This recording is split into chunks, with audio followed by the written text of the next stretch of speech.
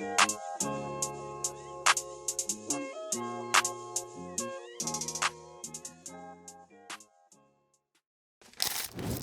just like that, Nashville, man, we're back. Good morning to you guys again. Monday morning, Nashville. We're here, man. The Black Men Vent 2 podcast, your favorite podcast, man, here in Nashville. Have you heard of Black Man Vent today? Super excited, Nashville, to our YouTube audience. Yeah, what's up, YouTube? To our what's YouTube up, audience, YouTube? man. We are super excited to have you guys with us. Yes. Make sure you guys are following us on all of our platforms, our audio platforms, Spotify, Apple Podcasts, Amazon Music, iHeartRadio. To our audio guys that's listening, subscribe to the YouTube. Let's get into it, man. A great episode that we got for you guys today. I'm super excited to have my friend, Mr. Will Acuff, that's with us. He is a great guy, and I have a special connection with him as well as with his brother, John Acuff. So, John, if you're catching this out, catching this episode, what's up, John? We I'm reading your book, man. I'm reading your book. Oh, wait, I'm trying to change my soundtrack. I need to know about that connection. Right. I'm trying to change my soundtrack, man. Yeah, man. We got so much love for the Acuff family, though. Seriously, Will, just wanted to let you know, man, that John was a huge inspiration to myself. Yes. Oh, that's awesome. I met him at the Renaissance Hotel at my job, and he came, and it was almost like I saw LeBron James. I told him, I was like, you are the LeBron James of podcasting. I was like, I've listened to you. I got to see him at Christmas. You can't tell him things right. like that. So don't blow him up like that. Don't blow him up, man. But nonetheless, man, Will Acuff is with us, guys. We're excited, man. Have you heard of Black Man Vent today? Now, in us saying that, and in me saying my slogan, I know somebody's gonna be like, "What you say? What are they doing?" Like they're not sticking to the script. Just to let you guys know, we are catering to all men, any man that we can get on that wants to vent in any shape, form, or fashion. We want to bring them onto the show. So let's get into it, man. Will, how you doing?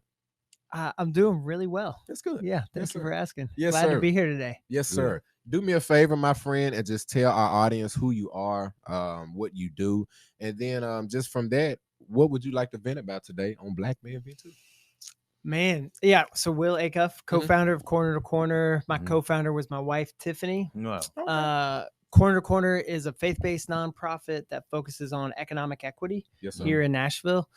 So that is creating and sustaining economic pathways so that historically underestimated Nashvillians can crush it, right? And do so on their own terms, which I think is really important. And we can kind of unpack that. We do that through two key programs. The first is something called Script to Screen. We help kids fall in love with reading through their love of movies. They watch things like Black Panther, Spider-Verse, and whatever, right? And read the script at the same time, connecting the dots that was, what they love on the screen started on the page. And then they make their own 3-act movies. We give them cameras, lighting, the whole deal, right? Wow. And then we have a red carpet premiere. So they walk down the red carpet, sign autographs, do the whole thing, right? Really? Oh no, it's so fun. Y'all got to come out. Yeah, look, I'm already thinking, man. I need to be at the next one, man. Yeah. It is awesome. Because right now in Nashville, 2/3 of kids aren't reading at grade level. And that stat hasn't moved in over 20 years, right? Wow. And if you don't read well by the time you leave school, that means a loss of $29,000 in your economic life per year, y'all. Wow. Which is crazy. Wow. Per year, right? Per year. So we focus on the kids in that program. And then with kind of teens and grownups, we focus on something called the Academy, which helps underestimated entrepreneurs plan, start, and grow their own small business. So it's essentially, how do you take your business dream and turn it into a money-making reality, right? Since we launched that, we have now had close to 700 entrepreneurs come through. 88% of them are Black women. Come on, y'all. The Black women out here are crushing it. Right? Shout out to the sisters. Shout out to the sisters. Yeah, but and the reason we focus on this is if you zoom out, right, the average Black family has 1/10 the financial access as the average white family. We know that is not a talent gap, right? That's an opportunity gap, and that didn't happen by accident, and it doesn't change by accident. Yes, sir. Yes, right? Sir. Yes, sir. And so that's why we are hyper focused on economic equity right here in Nashville, with the goal of seeing that 2/3 kids not reading at grade level come down to 0 in the next 10 years, right? Yes, and with the goal that we launch 10,000 Black-owned businesses in the next 10 years. Oh man, yeah. So that's what we're up to, man. That's who I am. I love it. I love it, man. My goodness.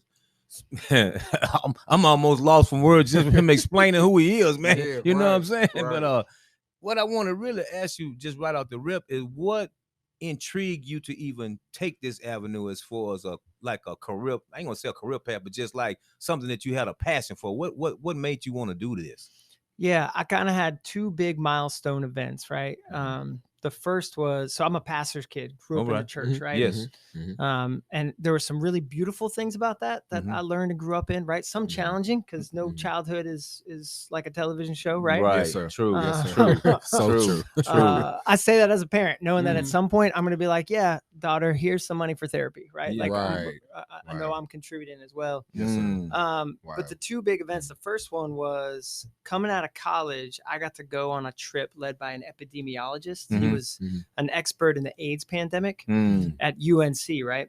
And for 6 months, we met at his house. We read papers on doctrine, theology, economic policy, right? Like multi-layered stuff. And then we all went to Nairobi, not to do anything, but rather to sit at the feet of local leaders. Wow. Right. So we learned from local pastors. We learned from local business leaders what they were doing in their community in response to the AIDS pandemic.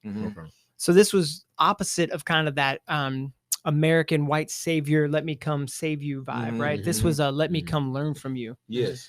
And that when I went over there, y'all, I'd never been out of the country. And it's cliche to say like white boy from America had to learn that poverty is real by going to Africa, right? Like I get that that's a cliche, but y'all, I was undone by that trip. It felt like my worldview was like dissolved in battery acid, right? I came home from that trip and was just like, man, the church taught me some beautiful things, but it never taught me a theology of neighbor, right? And so that started me wrestling with the question, right? Like, how do you practically do that? And then the second big one was Tiffany and I on our honeymoon. We met and married in 2004. We had a health crisis. And, you know, God whispers his call at first, but if you don't pay attention, he brings the sledgehammer, right? So true. The whisper was that trip to Kenya, right? The sledgehammer was the emergency room, right, on our honeymoon, right? You know your honeymoon did not go well when your mom has to come down and bail you out of the ER, right? Like that, and that's part of our story. But what was really clear from that moment was the Lord, he bulldozed the house that we were building of our dreams, right, in our minds, right? Like this is who we're going to be. This is the life we're going to have. Boom, gone in a minute. And then the earth salted.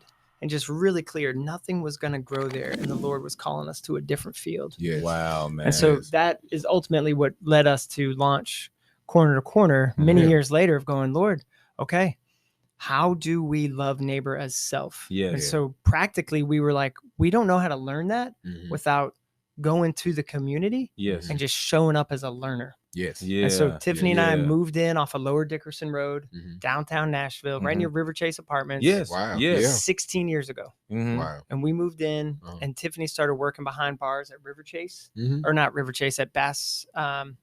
What is not Bassberry Sims? That's a law firm. You guys can correction is a correctional center? It's the men's correctional center. Okay. We can cut this part out later. Edit in post.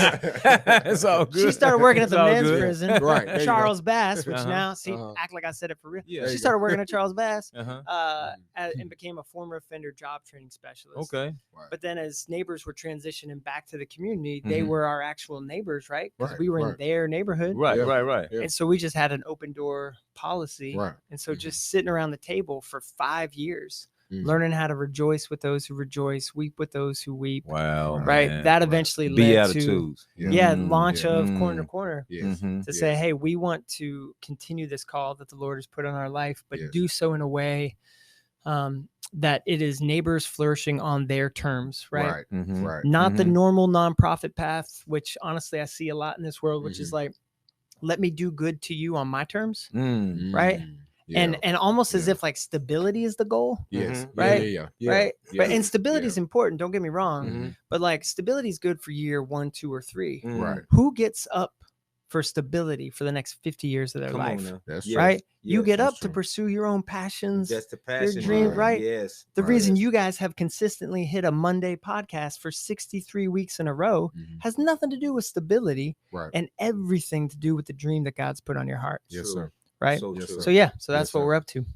Hey man, I love it, man. I think it's a beautiful thing, Will, that you being a white guy, quote unquote, the color does not bother you. And I think we're in 2022, so I'm only speaking on this to say that we're still actively dealing with racism today. Yes. Unfortunately, 100%. Still dealing with it today, man. And I wanted to ask you, Will, just you being the man that you are, what separates us from really finding our true calling and purpose with God when we looking at color? A lot of times we can't really get to that purpose because we don't want to get through the white man at the job, or we don't want to get through the black guy that may have this going. Like, why do we, as people, utilize color as like a barrier, or like a like a hindrance to what God calls us to do? Ooh, we need like 9 more episodes. So you need to look when he said that. As he was talking, like, man, go take a while to unpack that one, man. Well, let me just make sure I understood the question, right? Which is something like, why do we use things like color or background, right, as a barrier to community, and or to pursuing our individual dreams, seeing these other things as roadblocks? Is that perfect? Perfect. Yeah. Sure. I mean, man, you can go in a lot of different directions right there, right? I'll say this as I'll speak as a white guy, right? Not saying that I can speak for all white guys. We're not a monolith, right? It's all over the map. Right. But I'll say, for me, I did not understand, not even at all, the context of my own country's history, right? Until I started to learn it outside of school, right? Wow. So there was a sense growing up of like, come on. It's whatever. I graduated high school in 1998. There was a sense of like, come on, it's 1998. Yeah, we're past all that stuff. As if the past was actually past, right? And so there's that piece. Another thing for me is learning is hard because it makes you position yourself not as the one who has the answers, right? And we are in a society that constantly, and this is, I'll speak for men at least. For men, it's constantly like, you better have the answer, right? And there's an expectation, and it's like pride and arrogance and all these things, right? And so to say, man, I actually don't know your story. And some of the things I might think I really know, I don't know. Yes, sir. Would you just teach me? Right? Like getting to that place mentally and emotionally, and then living out that heart posture, not just as like, I went to this conference on racial reconciliation and I had a weekend, right? Like what? You filled up a notebook that you will never open again? Right. So true. Right. So true. But instead going, all right, what is it on Monday? What's it look like on Tuesday? How do I stay in that learning posture? I don't know. So that's one of the things. No, that was it. No, hey, you know what? I think it's so important because instead of, like you said, throwing money and throwing a little weekend at an issue or a problem, you actually went and sat down in the middle of the problem and try to see it from that perspective. And I think that's so important because it's one thing to speak about something, but when you're in it, then you can really speak on it. You know what I'm saying? Oh, absolutely. Yeah. So you can't, because it's a lot of people that always got opinions. Well, y'all to do this, y'all to do that, y'all to do this. But when you're in it, then you like, no, man, I can't do that. I would like to, but I can't. You know what I'm saying? Absolutely. And to put a tangible example on that, right? I grew up basically believing something like if you had said, Will, what's your position on economic, growth? I would have said something like, well, manage your money well. Right. And it assumed that there was already a bucket of money that you then managed. Right. Exactly. Now living in the community and seeing incredibly passionate, hardworking, creative, neighbors doing all the things. But meanwhile, the spigot is barely dripping. Right. So true. Yes, sir. Like so true. You can't manage an empty bucket. So true. Right. And so that's part of what shifted my thinking was, oh man, we keep talking about fiscal responsibility or financial management plans, or how many times I've heard people go, man, I'm just really passionate about teaching financial responsibility. I hear that from people. And I'm like, that's awesome. We need to do that. But that's a further downstream thing. Right. Yes. Right. Yes. There's no managing a nickel better. Yes. Right. So true. And in the community, when every dollar already has a job. Yes. Right. Yes. We need to figure out how to turn the spigot on, right? Yes. To fill more buckets. Yes. So anyway, that's a specific example of I would not have come to that belief had I not gotten my butt kicked in the neighborhood and had to repent of my own arrogance. Wow, man. Yeah. Wow. Look, man, you saying something and speaking on something now that a lot of other people, again, they would not even try to do what you're doing. They'll talk about it, but they're like, man, I ain't living in the hood. You crazy. You know what I'm saying? You think I'm gonna move my family to the hood? But no, that's where you find out what's really going on after the lights are off and after all the after the cameras are gone. Yeah. This when you really find out what's going on. You know what I'm saying? Yeah. Well, and to that point, like, I fully and firmly believe that I have been called into the union of life with Jesus, right? Yes, yes, sir. With the Father, the Son, and the Holy Spirit, right? Yes. And it is not that I've, like, sometimes we talk in Christian circles like, oh, Jesus saved me. Saved you for what? Look, right? For what? Right. He didn't just save you, end of story. He saved you unto life-giving, abiding union with Christ. Yes. For all time. Yes. And if that's true, then in a really real sense, abundance has started now. Heaven has started now. Yes. Right. Where are you bringing positionally? Heaven That's right. Right. Positionally, you're right. And so then a question of like, oh, like I had somebody go, Will, do you ever feel like you need to bring like a gun to your Bible studies? And I looked at this man, I was like, what are you talking about? He's like, I mean, you're working with some tough characters. Yeah. Blah, blah, blah. Yeah, right. And I was like, yeah, I don't find that it really holds if I go, hey, I'm here to love you with the love of Jesus. And also I might kill you if I feel threatened. Yeah. What? Right. What are we even talking about? Right. That's true. Right? No, And that's if the true. full life has already started, if That's the true. feast of the prodigal son has begun, Yes. sir. Yes. Yes. then I don't have to do anything other than feast. Wow. Yeah. Wow. I like it, man. As plain as he made it. I like it. I like it. Nashville, man, we hope you guys enjoying this episode thus far. Let's get into a quick break, man. YouTube, thank you guys for joining us, YouTube. man. Will Acuff, the co-founder again of Corner to Corner. Nashville, have you heard of Black Man Vent today after this commercial break? We'll get right back into today's episode.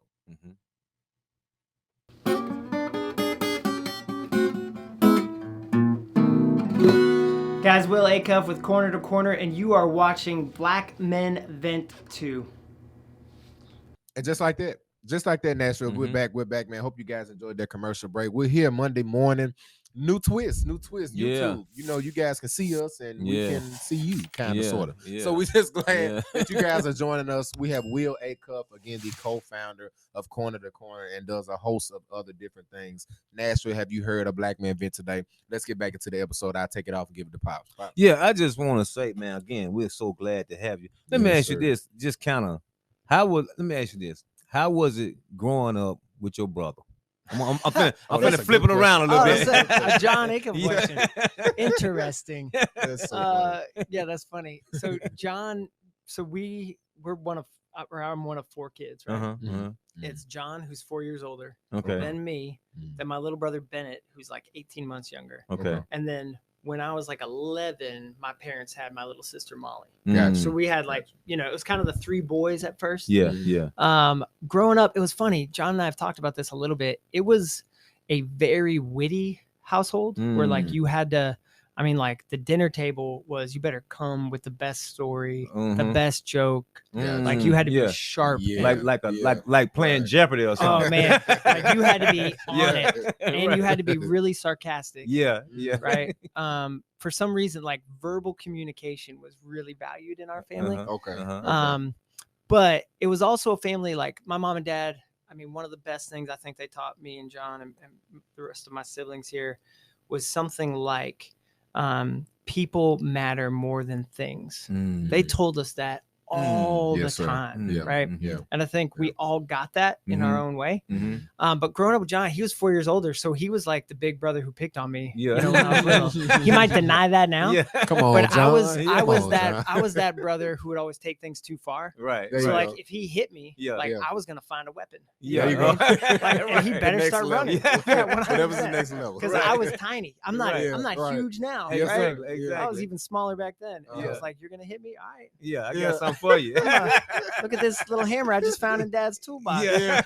Better start running. Yeah, it's so funny, man. Yeah, I'm glad, Pops, you asked it, man, because like I said, naturally getting to Will, I didn't know Will until I met John. Right. And then, Okay. Of course, John, we tied it in with Corner to Corner. Right. Me being a current student of Corner to Corner in the Right. program right now, man. This is how we bridge the gap, man. This is awesome. They kind of how God intertwined. You took it right out of my mouth, man. I give how God works things, man. I'm not trying to boost John up like crazy. I promise I'm not. But when I used to work at Amazon, I'm just being a little bit. I used to work at Amazon for about a year and a half, roughly. And throughout that whole time, naturally, I listened to I listened to some music. Yeah. Typically, you doing like a 5 or 6 hour route, anywhere from 180 to 200 stops. So I got time. Yeah. So one of the most important and most gravitating episodes on John's podcast, All It Takes Is a Goal, was the soundtracks episode. And I played that episode over and over. Oh, come on. I love it. Again, I really did. It was that episode, and I was like, man, this is the one, because when you think about a soundtrack, as John explained it, in a soundtrack, it's pretty much you replaying a theme, a thought, a occurrence, a trauma, a suppressed idea over and over and over again in your head, you know, and you continue to do that. And it's almost like the buttons that you see on that, you know, recording or whatnot. You press play, you'll rewind it, you'll fast forward it to your favorite part, you'll replay it again, you'll shuffle it. It becomes the story you live out of. Man, it helped me so much, man, just in that episode alone. And as I'm trying to dig more into the book and stuff like that, I'm understanding that soundtracks occur in the eyes of the white man and in the head of the white men, black men, white women, 100%. black women. And I love, so soundtracks is my favorite of John's books. Yes. I haven't told him that, but when I'll text him that later. There you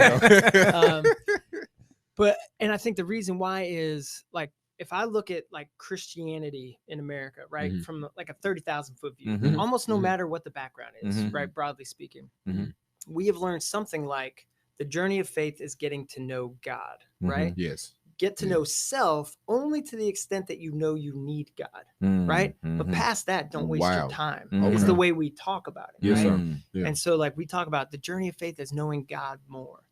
But I think we're missing the journey of God or the journey of faith rather, is knowing God more and ourselves more, right? It's the two steps of walking out the journey. Yes. And what soundtracks point to, and what you just said, is all of us need to know the own rhythms of our own hearts, yes, sir, and inner workings, yes, sir, right?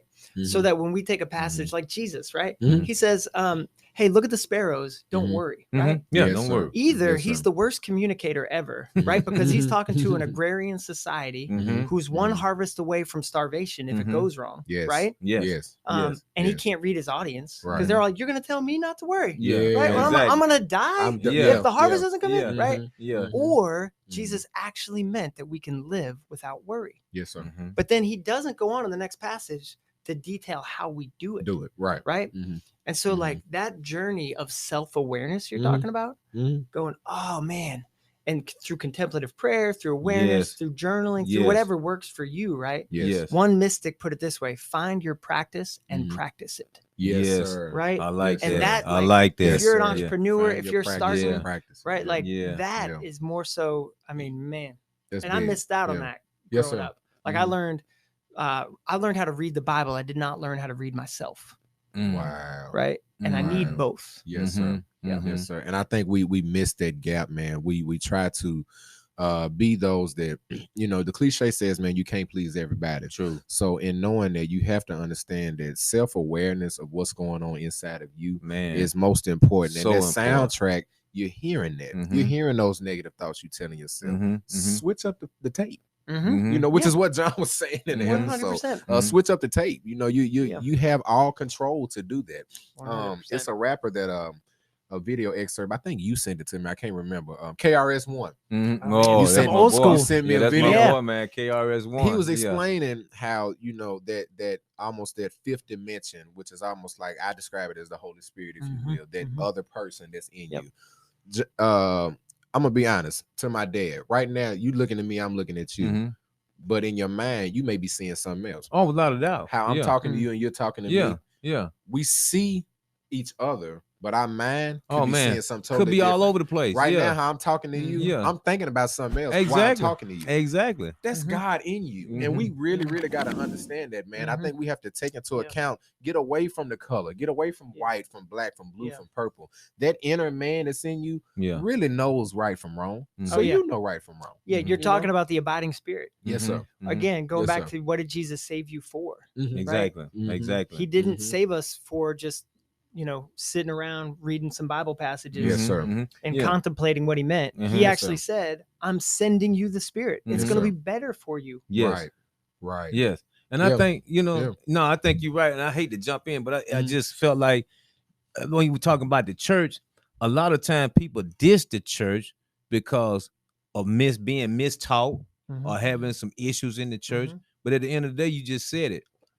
The church is not supposed to just sit around and be dormant. We're supposed to come to the church, get refueled, get taught, but then go outside the walls of the church and do the work, man. And sometimes I think we get so comfortable in just, man, I'm going to church. I went to church. I'm good.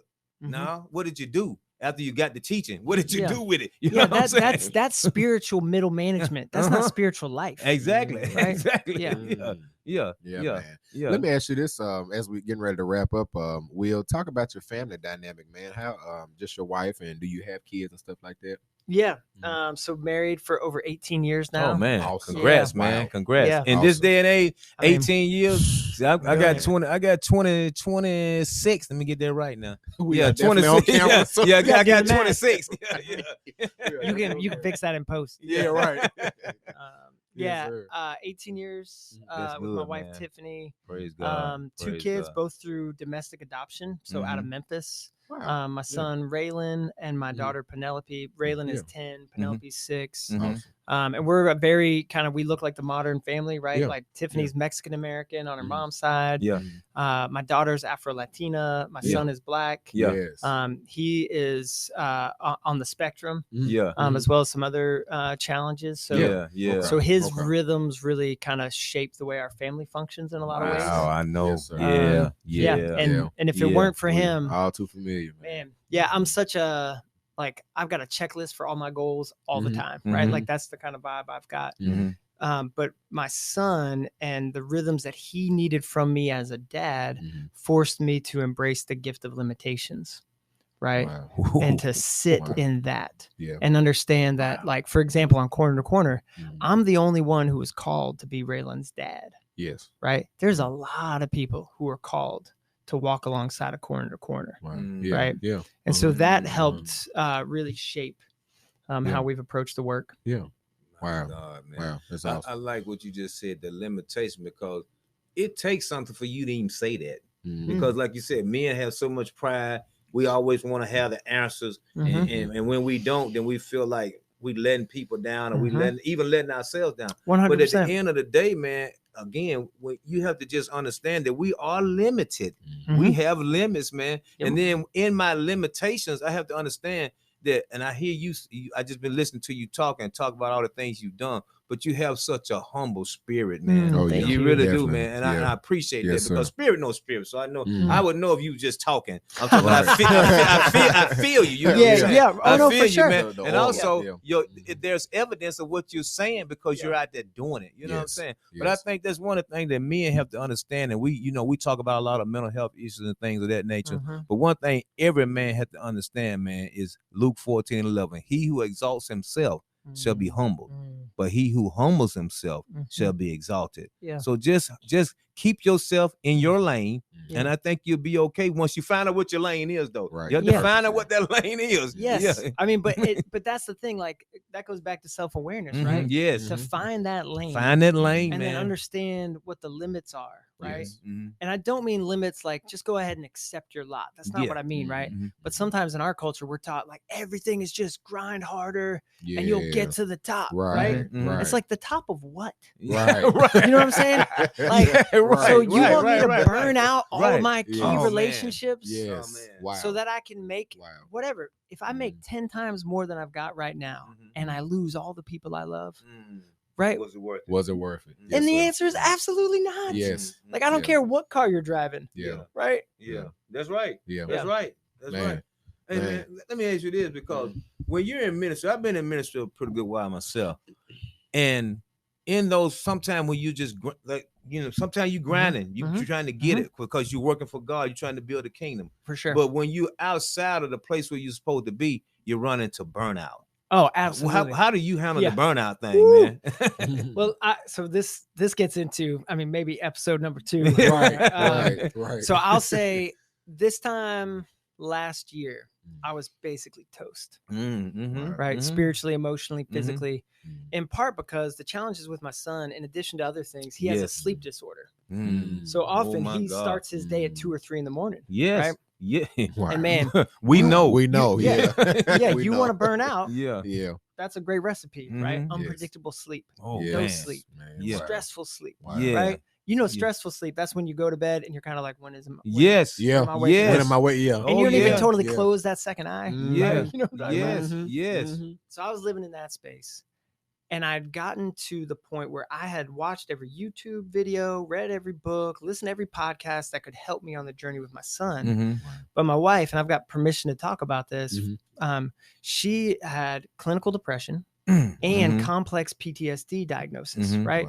Both things going. And she was at a point where she was close to not functioning very much at all anymore, right? And needed so much help, right? Yeah. And under that weight, I was done. Right. Yeah. And so Tiffany, she goes away to this trauma therapy thing. She comes back from that. It was like a 6-day thing. She was like, I need you to go to that. And I was like, man, aren't we therapized enough? It's kind of my arrogant attitude. Right. And that's not even a word. I think I made that up. Yeah. It's official now. It's a official, word. Yeah. But she was like, no, you need to go. Right. So I ended up going in early December. And y'all, first day I'm there with a chip on my shoulder, I'm here for my wife, whatever, right? And the second day, I'm here for me, right? Right. And that's right.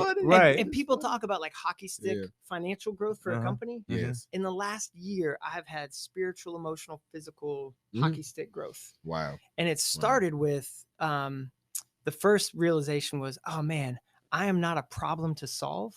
But I'm a person to be known and enjoyed. And as soon as I stepped into that place of kind of resting in and accepting God's love for me and my love for myself, right? That then opened up, you are not a problem to be solved, but a person to be known and enjoyed. You, my wife, you, my son, you, my right? Whatever. And now I'm not I'm trying to get an outcome out of you. Right. I'm just trying to be with you. Yes. Right. And then 4 months later, and this was like one of those Holy Spirit moments that feels like you got shocked, right? From head to toe electricity, and I felt like a noodle afterward, right? I heard the Spirit say, God is not a problem to be solved, but a person to be known and enjoyed. And when that happened, y'all, man, I've got to nail down all the details and just get God right. Wow. Yeah. So that's how that has started me on the journey of finding my practice. You hurt me with that one, man. That's Nashville, man. Man. Yeah, that one hit. Hey, that one hit home right there, man. Yeah, that one hit home. He stuck me on that last one. Yeah, that hit home right there, man. I gotta cut it off. We gotta cut it off, man. Nashville, have you heard of Black Man Vent today? Super excited that we were able to take some time with the busy brother that is known as Will Acuff, man. Thank you. Yeah, thank you for having me. This has been a blast. I don't want this to be the only time. Let's do this again. Almost definitely. Because I want to be on here more than John was. Okay. Yeah. Well, you already got him now. Yeah, you one leg. You don't want up there. Let's keep it going. That's it.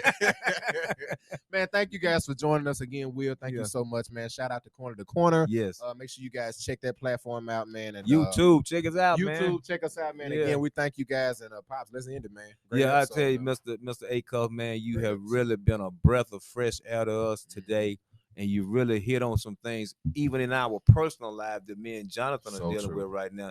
You hit it, and that last point you made, man, that did it. Yeah, that did it. I'm gonna have to take that one home with me right there, man. We'll follow up. We'll grab coffee. Yes, sir. That'd be great. That'd be great, man. Yeah. But as I always say, man, until next week, it's a wrap. Black man or white man, don't get trapped. That's it. It is what it is. It ain't what it ain't. You can do what you can, and you can't with what you can't. This has been another episode of the Black Man Vent 2 podcast. Good morning.